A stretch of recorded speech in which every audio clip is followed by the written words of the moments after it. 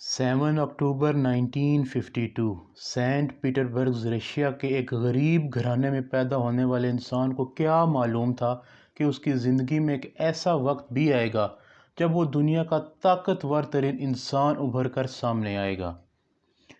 13 لاکھ کی آرمی، 6,000 کے قریب نیوکلیئر میزائلز، 3650 سے زیادہ فائٹر جیٹس اور 350 سے زیادہ بیٹل شپس اور سب میرینز اس کے ایک آرڈر کا انتظار کر رہی ہیں۔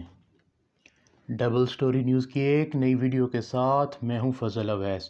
ویڈیو شروع کرنے سے پہلے آپ سے ریکویسٹ کہ چینل کو سبسکرائب ضرور کیجیے گا اور ویڈیو کو اینڈ تک لازمی دیکھیے گا تاکہ آج کی یہ ساری ویڈیو آپ کو سمجھ آ سکے۔ آج کی اس ویڈیو میں ہم ڈسکس کریں گے دنیا کے طاقتور ترین انسان یعنی کہ رشیا کے پریزیڈنٹ ولادیمیر پیوٹن کی، جو کہ پچھلے 24 سال سے مسلسل کسی نہ کسی حکومتی اہم عہدے پر براجمان رہے ہیں۔ 1952 میں پیدا ہونے والے ولادیمیر پیوٹن کے فیملی حالات کچھ سازگار نہیں تھے، اس کے باوجود وہ اتنا لمبا سفر طے کرتے ہوئے دنیا کے طاقتور ترین انسان کیسے بنے، وہ آج کی اس ویڈیو میں ہم ڈسکس کریں گے۔ ورلڈ وار 2 کے بعد سینٹ پیٹرسبرگ مکمل طور پر تباہ ہو چکا تھا۔ فائنینشیل کنڈیشنز ولادیمیر پیوٹن کی فیملی کی مستحکم بالکل بھی نہیں تھیں۔ اس کی والدہ ایک فیکٹری میں کئی گھنٹوں تک کام کرتی تھیں تاکہ اپنے گھر کا خرچہ چلا سکیں، اور اس کے والد سوویت نیوی میں سب میرین آفیسر کے طور پر کام کر رہے تھے۔ یہ وہی لمحات تھے جب سوویت کے ساتھ ولادیمیر پیوٹن کا جو محبت کا رشتہ ہے وہ پروان چڑھا۔ حالات کی تنگیوں اور سنگینیوں کے باوجود ولادیمیر پیوٹن کے والدین نے اس کی تعلیم اور تربیت کے اوپر کسی بھی قسم کا کوئی کمپرومائز نہیں کیا۔ پیوٹن اپنے بچپن ہی سے تعلیم میں خاصی دلچسپی رکھتے تھے اور ان کا کافی حد تک جو انٹرسٹ ہے وہ ہسٹری، پولیٹکس اور فلسفی سے جڑا ہوا تھا۔ اپنی ابتدائی تعلیم حاصل کرنے کے بعد 1975 کے اندر ولادیمیر پیوٹن نے لینن گریڈ اسٹیٹ یونیورسٹی سے اپنی لاء کی گریجویشن کمپلیٹ کی۔ زمانہ طالب علمی سے ہی ولادیمیر پیوٹن پولیٹیکل ڈیبیٹ اور پولیٹیکل ایکٹیویٹیز میں کافی حد تک انوالو تھے، اور یہ وہی لمحات تھے کہ جس کی وجہ سے ولادیمیر پیوٹن اتنے مضبوط طریقے سے احسابی اعتبار سے، سیاسی اعتبار سے ٹرینڈ ہو کر منظر عام پر آئے۔ ولادیمیر پیوٹن نے مارشل آرٹس کے اندر بلیک بیلٹ بھی حاصل کر رکھا ہے، اور یہ وہی وجہ ہے کہ جس کی وجہ سے ان کا ڈسپلن، ڈیسیژن میکنگ پر کافی حد تک مہارت اور عبور حاصل ہے۔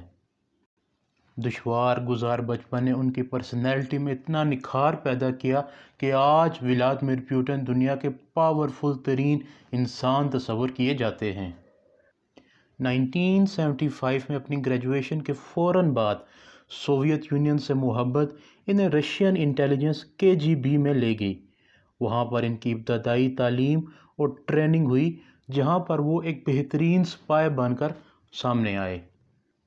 KGB میں ٹریننگ کے دوران جو انہوں نے انتہائی اہم کورسز کیے، ان میں سب سے پہلی جو چیز انہوں نے سیکھی وہ کنڈکٹنگ کوورٹ آپریشنز تھے۔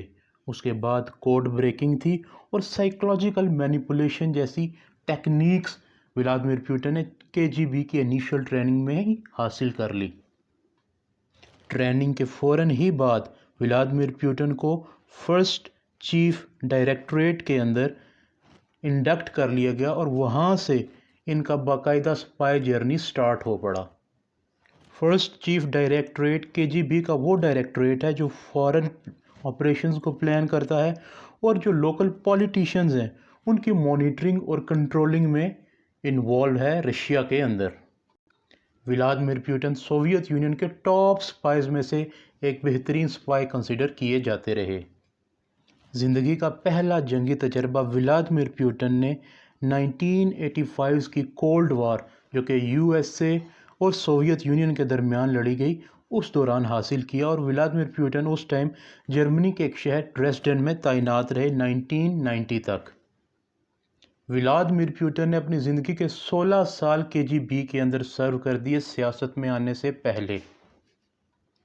1991 سے لے کر آج 2024 تک ولادیمیر پوٹن رشیا کی سیاست میں ایک اہم اور متحرک کردار ادا کرتے رہے، اور رشیا کو زیرو سے ہیرو بنانے میں ولادیمیر پوٹن کا بہت بڑا ہاتھ ہے۔ 1996 میں ماسکو چلے گئے، جہاں پر انہوں نے پریزیڈنٹ بورس کی گورنمنٹ کو جوائن کیا، اور 1999 اور 2000 میں وہ as a prime minister of Russia بھی رہے۔